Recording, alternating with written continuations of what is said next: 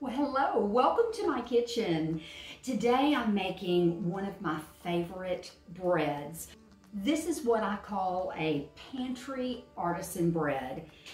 If you know anything about artisan breads, they are crunchy and soft in the center. It has a little bit of chewiness to it, and it is absolutely delicious. And I love this particular recipe.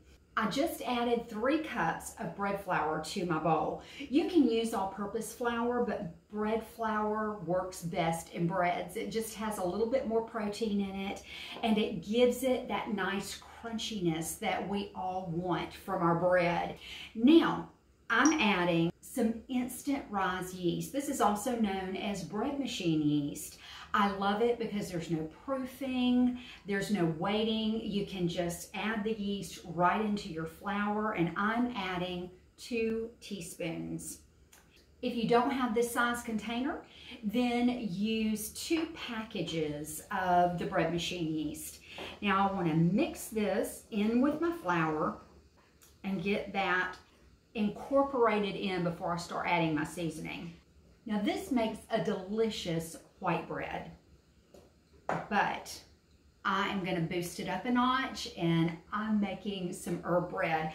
I've already measured out my seasoning. I've got 1 tablespoon of granulated sugar. I have 1 teaspoon of kosher salt, a teaspoon of garlic powder, and then I have a tablespoon of dried Italian herbs.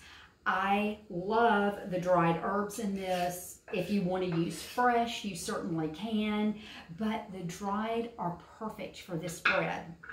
And the Italian seasoning has a little bit of everything. It has your basil, your rosemary, your oregano, a little bit of parsley. So it's the perfect blend for this bread. I'm just going to stir that in. And now I have even more flavor.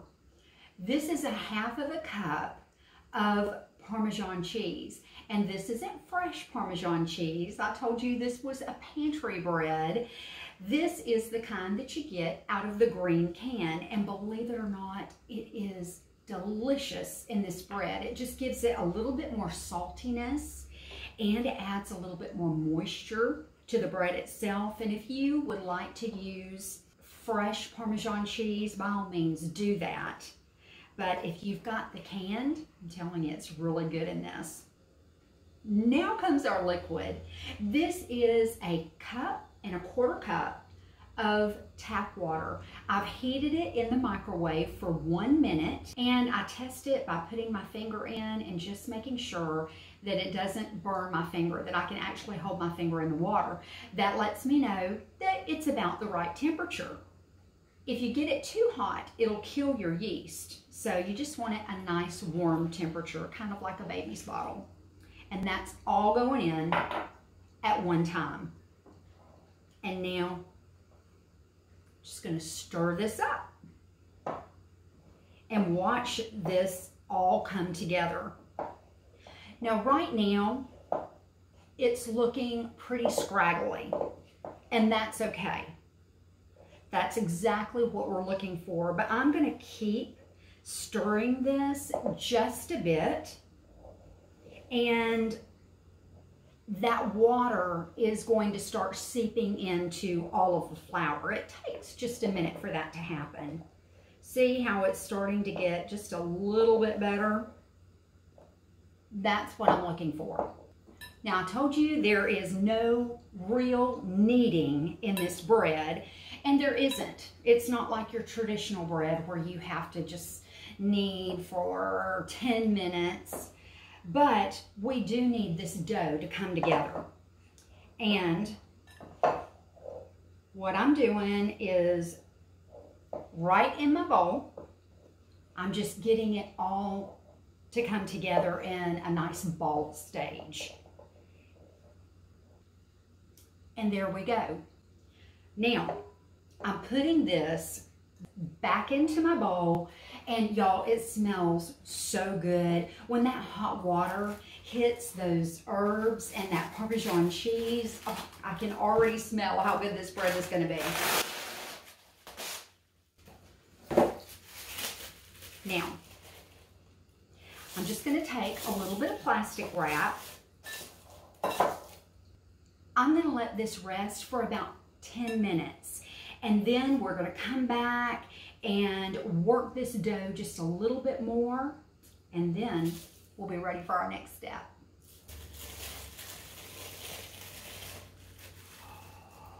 Look how it's already started to rise and just relax. It's exactly what we wanted. Now, feels so good. Yum. Now, I am going to just spend a little time with this dough, getting it to smooth out. And what I'm going to do, just right here, is take it and just bring it together just like that. And this is going to start smoothing out. Y'all, this is the best, easiest bread. This is something you definitely want to get your kids involved with. It's just something so satisfying about making your own bread and watching it rise and bake and just being a part of that whole process. Now see how this dough is not sticking to my hands at all? That's just how you want it. And shape it into a ball. And I have a piece of parchment paper, and this is going right in the center of my parchment paper. We're going to cook this bread with the parchment paper. So I found that it's just a lot easier once this dough has risen to get it out of the bowl. Now, I'm covering it back up. I'm going to let this dough rest again and allow it time to rise. This is going to at least double in size. I'll start checking on it in about 30 minutes, or if you forget about it and you let it go for an hour, that's perfectly fine. Just make sure it stays in a draft-free place and just let it sit. My dough is looking perfect. It's almost doubled in size, and it's only got about 10 more minutes to rise. Now, I'm going to tell you about the next step. This is a Dutch oven, and this is what you cook your artisan bread in. We are going to preheat this in a 450-degree oven. The more heat that we can conduct for this bread, the better it becomes. So in this goes, and I'll see you back in a few minutes, and I'll show you what we'll do next.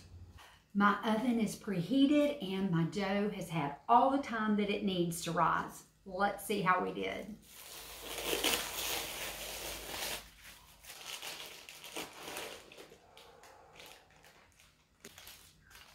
Look at this.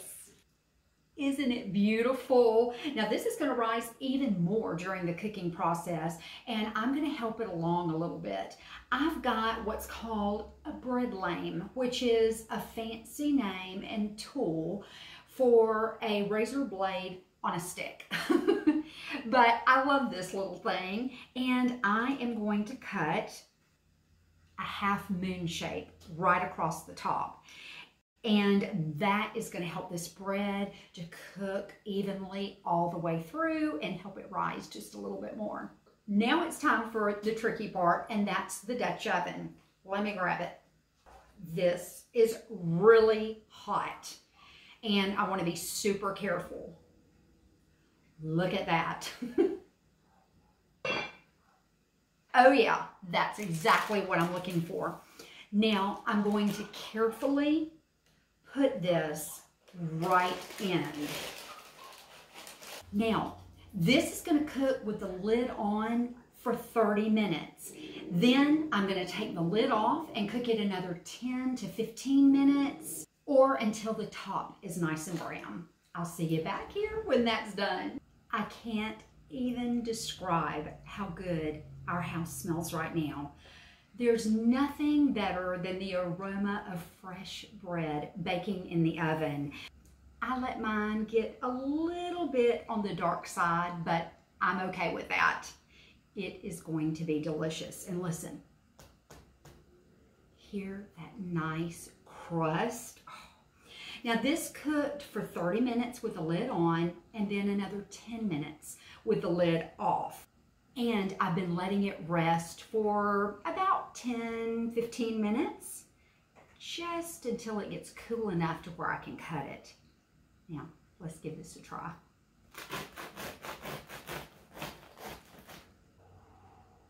Oh my goodness. I thought it smelled good before, but now, just amazing, y'all. And look at the herbs in this. And you can see the Parmesan cheese. Now, if you just want to use the base recipe and eliminate the Italian seasoning and the Parmesan and the garlic, feel free to do that. You can make this however you would like to make it. Add whatever you want and make it your own.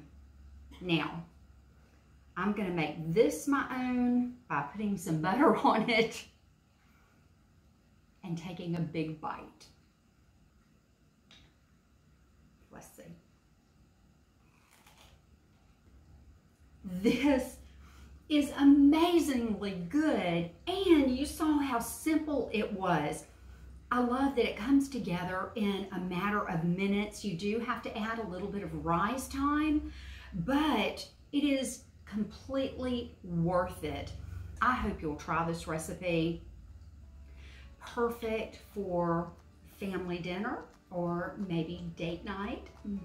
That's what we're going to have here in just a little bit. And I know my husband's going to love this as much as I do. You are a blessing to me. Thanks so much for watching. Will you press that like button and share this with your friends? Also, if you haven't subscribed already to my Kathy Southern Kitchen page, go to YouTube and Facebook and subscribe. Well, I'm going to finish my little snack and go ahead and get started on the rest of dinner. I'll see you next time.